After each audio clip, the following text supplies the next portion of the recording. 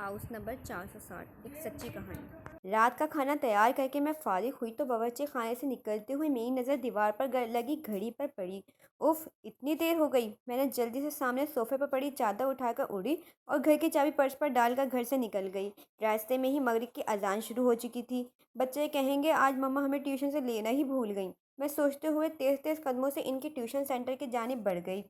مما آپ نے اتنی دیر لگا دی، 7 سالہ ریحان شکایتی نظروں سے مجھے دیکھتے ہوئے بولا، جبکہ 6 سالہ انہم بھی منہ پھلائے چل رہی تھی۔ مجھے اس کا منہ دیکھ کر بے ساختہ ہنسی آ گئی۔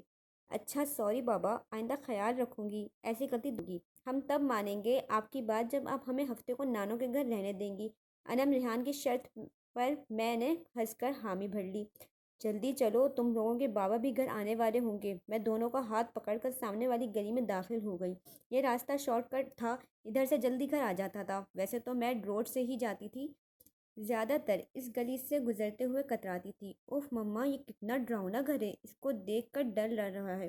ریحان ہاؤس نمبر 450 کو دیکھتے ہوئے بولا، جو بالکل اندھیرے میں ڈوبا ہوا تھا۔ عجیب و وحشت برس رہی تھی۔ اس کی بات پر میں دونوں بچوں کو لے کر جلدی سے آگے بڑھ گئی۔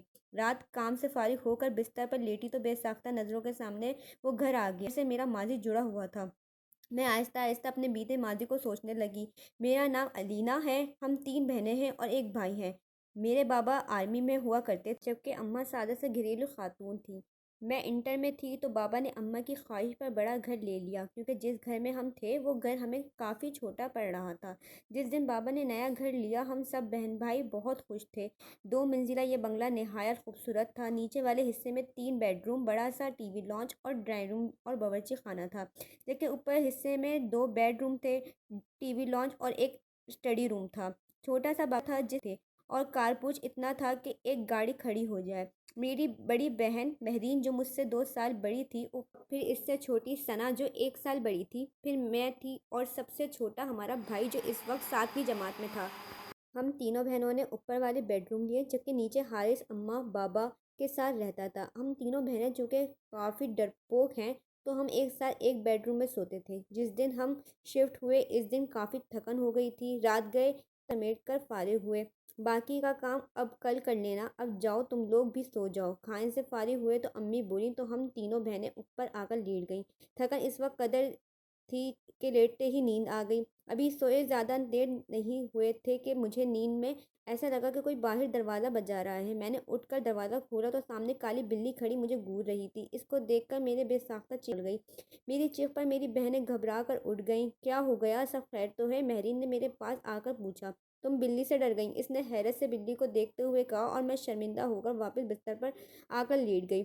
ہفتے کی رات ہم تینوں بہنیں رات دیر تک جاگ کر باتیں کرتی رہیں۔ یہی کوئی رات کے 2 بجے ہوں گے۔ ہمیں ایسا لگا باہر ٹی وی لانچ سے باتوں کی آواز آ رہی ہے۔ اس وقت کون ہو سکتا ہے؟ ہم بولتے ہوئے کمرے کا دروازہ کھول کر جیسے ہی باہر آئے تو ایسا معلوم ہوا جیسے ہی باتوں کی آواز باورچی خانے سے آ رہی تھی۔ باورچی خانے میں ہم نے جھانکا تو وہ کالی بلی سامنے کاؤنٹر پر بیٹھی نظر آئی۔ ہمیں دیکھ کر اس نے چھلانگ لگائی اور سامنے کمرے میں گھس گئی۔ ہم ابھی سمجھ نہیں کہ یہ ہوا کیا، پھر ہماری نظر سامنے جلتے چولہے پر پڑی۔ ایسی خوشبو آ رہی تھی کہ کچھ پک رہا تھا۔ لہرین نے آگے بڑھ کر چولہا بند کیا۔ ہم تینوں ہی گھبرا سے گئے تھے۔ اس بات کا ذکر ہم نے اگلے دن امی سے کیا، جس پر وہ الٹا ہمیں ڈانٹنے لگیں کہ جلدی سویا کرو۔ اتوار خالہ اپنی فیملی کے ساتھ ہم سے ملنے آ گئی تھیں۔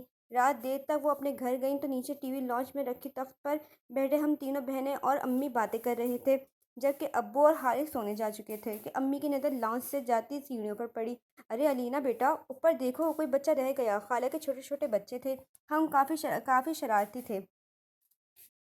امی کو لگا کہ کوئی بچہ اوپر نہ رہ گیا ہو۔ امی کی بات پر ہماری نظر بھی اوپر کی جانب جاتی سیڑھیوں پر اٹھی تو دیوار پر چھوٹی بچی کا جا کر دیکھنے لگی، مگر وہاں کوئی بھی نہیں تھا، جس پر میں خوفزدہ ہو کر تیزی سے نیچے آ گئی۔ جب میں نے امی کو بتایا کہ اوپر تو کوئی بھی نہیں تو امی بھی چپ سی ہو گئیں۔ ہم سب ہی حیران تھے کہ جب اوپر نہیں تھا تو وہ سایہ کس کا تھا۔ کچھ دنوں بعد بات آئی گئی ہو گئی۔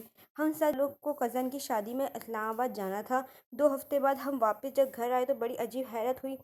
پورا گھر شیشے کے مانند چمک رہا تھا، ایسا لگ رہا تھا کہ روز گھر کی صفائی ہوتی رہی ہو۔ ہمیں یہ سب دیکھ کر بڑی حیرانی ہو رہی تھی، بلکہ حارث بولا ایسا لگتا ہے روز کام والی آ کر کام کر کے جاتی تھی۔ میں منہ دھونے کی غرض سے غسل خانے میں گئی تو غسل خانے کا گیلا فرش دیکھ کر مجھے حیرت کا دھچکا لگا۔ ایسا لگ رہا تھا جیسے کسی نے غسل خانہ استعمال کیا ہو، پھر تو یہ معمول بن گیا۔ گھر کے افراد گھر سے باہر ہوتے تو غسل خانہ بھی استعمال ہوتا اور باورچی خانے میں بھی رات گئے کھڑپڑ کی آوازیں آتی۔ ہم لوگوں کو وہ کالی بلی مستقل گھر میں گھومتی ہوئی نظر آتی۔ ہم لوگ اب آہستہ آہستہ ان باتوں کے جیسے عادی ہوتے جا رہے تھے جب وہ ہولناک واقعہ رونما ہوا، جس کے بعد ہم نے فوراً وہ گھر چھوڑ دیا۔ رات کے کسی پہر امی کی آنکھ کھلی تو انہیں محسوس ہوا کہ چھت پر کوئی ہے۔ وہ سمجھی ہم بہنیں سونے کے بجائے گپوں میں مصروف ہیں۔ وہ دبے قدموں سے میں 10-12 عجیب شکل والوں کو بیٹھا دیکھا۔ وہ منظر اتنا خوفناک تھا کہ امی بے ہوش ہو گئیں۔ فجر کی نماز کے لیے جب ابو اٹھے اور امی کو کمرے میں نہ پا کر لاؤنج میں آئے تو انہیں سیڑھیوں پر امی اوندھے منہ پڑی نظر آئیں۔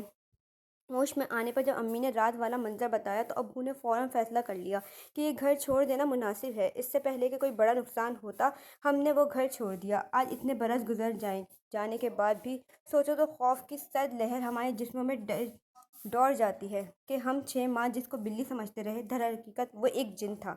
آپ کو یہ کہانی کیسی لگی؟ چینل کو سبسکرائب کریں اور کمنٹ باکس میں کہانی کے بارے میں